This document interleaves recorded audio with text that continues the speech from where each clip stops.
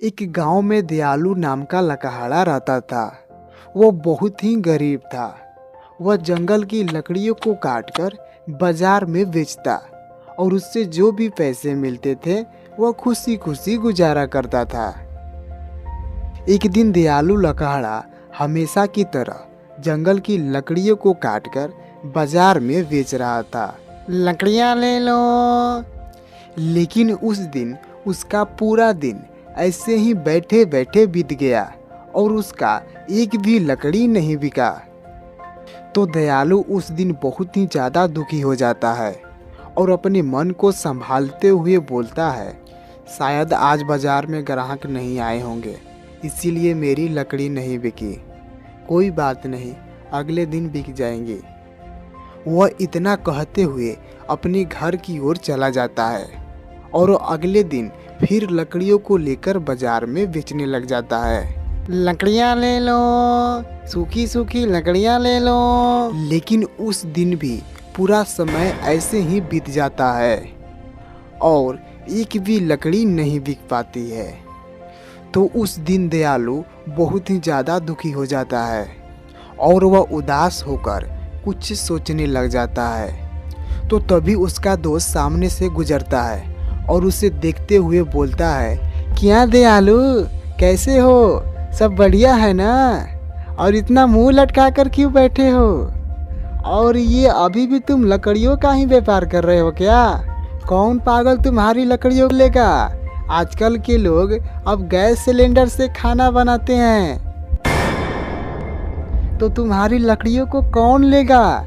जाओ जाओ, कोई दूसरा धंधा करो, इन लकड़ियों को कोई नहीं पूछने वाला। जाओ जाओ, धंधा कोई चेंज करो। पागल कहीं का, अभी भी लकड़ियाँ बेच रहा है, गैस का ज़माना आ गया है। दयालु अपनी दोस्त की बात सुनकर और भी ज़्यादा दुखी हो जाता है और दयालु मन ही मन रोने लग जाता है और रोते रोते पूरी रात हो जाती है और पूरी बाजार में सन्नाटा छा जाता है। और फिर भी दयालु रोना नहीं छोड़ता है और भी ज़्यादा जोर जोर से रोने लग जाता है। तभी उसके सामने से उससे भी तेज रोने की आवाज़ सुनाई देने लग जाती है। कोई मुझे यहाँ से निकालो, हेल्प! कोई मेरा आवाज़ सुन रहा है ना? हेल्प! रोने की आवाज़ सुनकर दयालु चुप हो जाता है और देखता है कि ये आवाज़ तो कुएं से आ रही होती है। तो दयालु उस कुएं के पास जाने लग जाता है। कुएं के पास पहुंचने के बाद जब दयालु कुएं के अंदर झांकता है तो वो देखकर सन्न रह जाता है, क्योंकि वो रोने की आवाज़ कोई मामूली इंसान की नहीं थी, बल्कि वो रोने की आवाज़ एक भूत की थी, जो जोर जोर से चिल्ला चिल्ला कर अपनी मदद के लिए रो रहा था। दयालु भैया, मुझे इस कुएं से निकाल दो, प्लीज निकाल दो ना। मुझे इस अंधेरे से बहुत ही डर लगता है। इस गंदे पानी से मेरा दम बहुत ही घुटता है।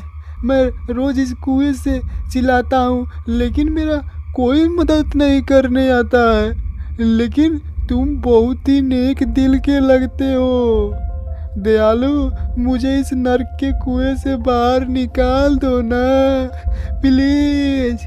मैं तुम्हारा कभी भी आसान नहीं बोलूँगा, निकाल दो ना।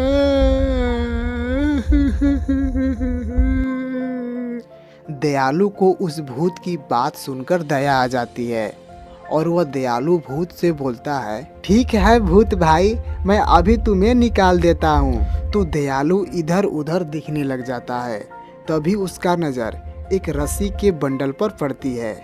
तो दयालु उस रस्सी को उठाकर कुएं में फेंक देता है और बोलता है, भूत भाई, इस रस्सी को पकड़कर बाहर आ जाओ।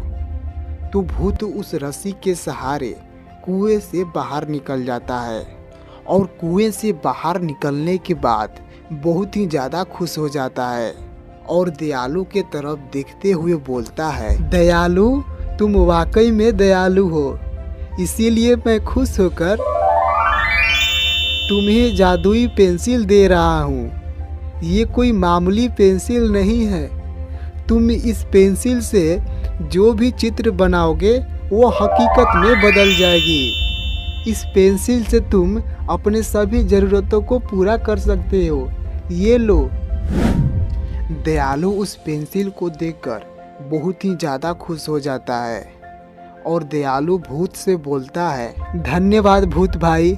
दयालु का इतने बोलते ही भूत वहाँ से तुरंत ही गायब हो जाता है और भूत के तुरंत गायब होने के बाद दयालु उस जादुई पेंसिल को अपने घर लेके चला जाता है और वह जादुई पेंसिल से वो बहुत ही ज़्यादा धनवान बन जाता है और वह खुशी खुशी अपना जीवन व्यतीत करने लगता है।